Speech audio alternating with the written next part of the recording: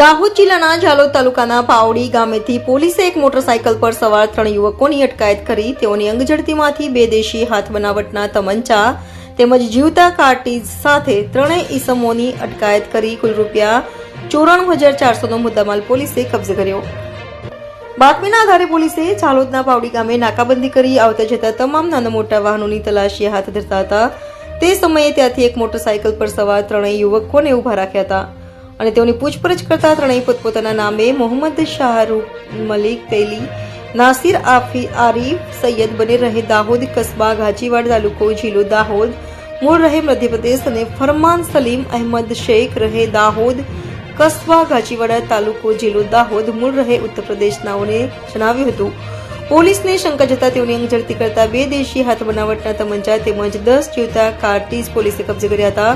પોલીસે ઉપરોક્ત તમંચા તેમજ જીવતા કાર્ટીજની સાથે સાથે મોબાઈલ ફોન, મોટરસાયકલ વગેરે મળી કુલ રૂપિયા 94,400નો મુદ્દામાલ કબજે કરી આ સંબંધે લીંબડી પોલીસે ગુનો નોંધી આગળની કાયદેસરની કાર્યવાહી હાથ ધરી છે।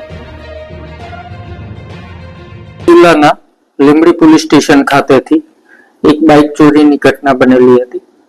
એ બાઇક ચોરીની ઘટનાના આધારે સીસીટીવી ફૂટેજ અને નેત્રમ જે છે એના ENPR ટેકનોલોજીથી લીંબડી પોલીસે ટ્રેક કરી રહી હતી। એ દરમિયાન પોલીસના ધ્યાનમાં આવ્યું કે બાઇક દાહોદ શહેરમાં આવે છે અને દાહોદ શહેરથી પાછું જોવાની બાતમી પ્રાપ્ત થતા મીરાખેડી આઉટપોસ્ટ વિસ્તારમાં પીઆઈ રાજપૂત અને એમની ટીમ એની વોચમાં હોય છે। એ દરમિયાન બાઇક આવે છે।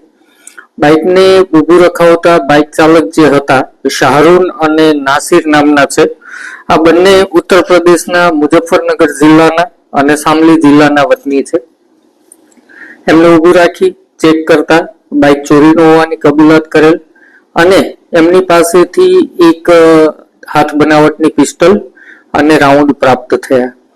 ત્યાં એમને પૂછતા એમણે જણાવ્યું કે અમારા બીજા સાથીદારો પાછળ આવી રહ્યા છે। પાછળ આવી રહેલું ટીવીએસ જે વ્હાઇટ કલરનું હતું એ ટીવીએસ ને ઊભું રખાવતા એમાંથી ફરમાન અને જાવેદ હતા, જેમાંથી ફરમાન પકડાઈ ગયેલ છે। ફરમાન પાસેથી પણ એક પિસ્ટલ અને 6 રાઉન્ડ પ્રાપ્ત થયા।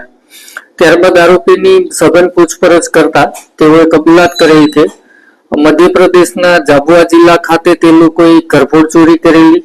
આ ટીવીએસ બાઇક જે છે એ મધ્યપ્રદેશમાંથી ચોરેલું। આ ઉપરાંત દાહોદ જિલ્લાના લીમખેડા ખાતે પણ ઘરફોડ ચોરી કરેલી અને આ લોકો ખૂબ રીઢા ગુનેગારો છે।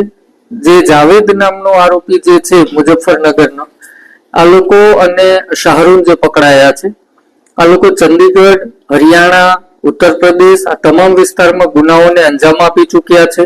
જાવેદ 5 વખત જેલમાં પણ જઈ આવ્યો છે અને ચંદીગઢમાં થતી ઘરફોડ ચોરીઓ, લૂંટ અને એક બહુ ગંભીર ઘટના કે એક સિનિયર સિટીઝનને 2 કલાક સુધી ચંદીગઢ ખાતે ઘરમાં રિવોલ્વરની અણીએ ગોંધી રાખી અને ખૂબ મોટી લૂંટ કરેલી હતી। આરોપીઓ અવારનવાર ફાયરિંગની પણ ઘટનાઓને અંજામ આપી ચૂકેલા।